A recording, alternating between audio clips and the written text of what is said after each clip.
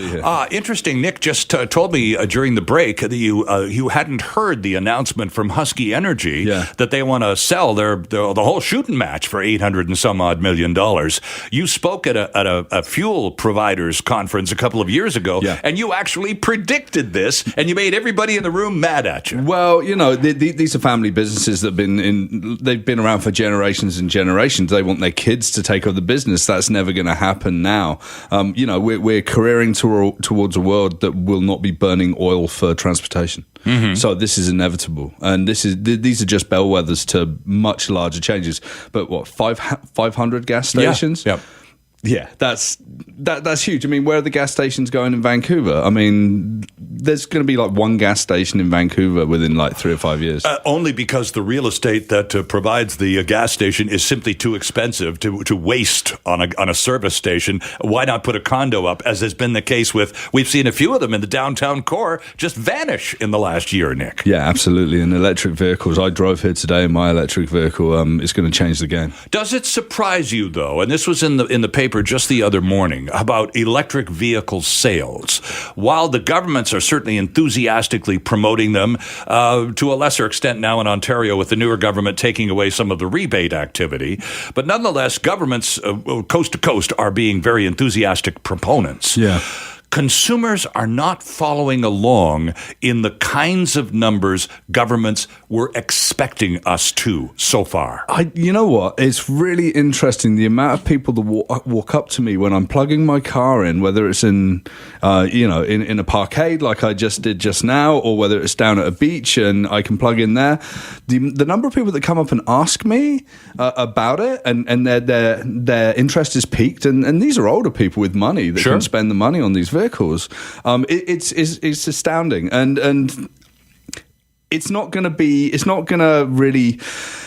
People aren't going to switch in droves like people would love them to, right? Or obviously, all companies don't want them to.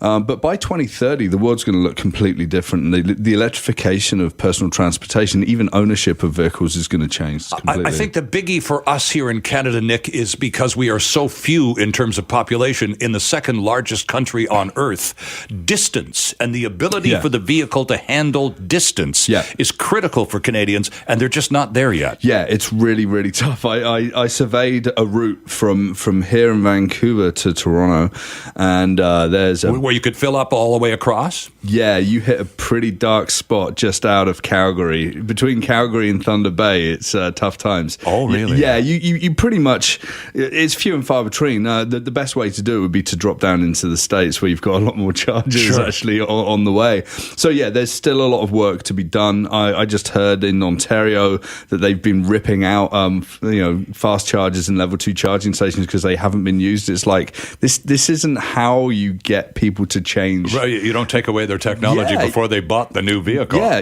that's actually a hook to buy the technology, right? Sure. So I don't know. I took the leap this year into buying an electric vehicle. What kind did you get? I bought a Chevrolet Bolt. Okay, yeah. It's very fast. It's very fun. It's just amazing. I've driven like 4,000 kilometers since I bought it in June, and I've spent almost no money on fuel. Right. And had no impact on the environment. And some people will say, oh, the batteries, it's bad to make the batteries. Yeah. But then I don't burn fuel for the next 30 years. And in fact, the average age of a car is about 12 to 15 years. The average age of an electric vehicle like mine would be like 30, 35 years. Interesting. Okay. Just because of wear and tear factors. Yeah. Right? And there's actually a vehicle that's used in a lot of a concierge kind of travel down in California. It's a Tesla Model S. Right. They just hit 500,000 miles, and it'll be like one of the first million mile cars in the world. I have a friend who just got a new Tesla, and the first thing she says, and everybody who she takes for a ride for, it's really fast. Yeah, they're all really fast. My car is so fast, it's ridiculous. Yeah. I wanted to talk to you, and I promoted the fact, so we better get to it here.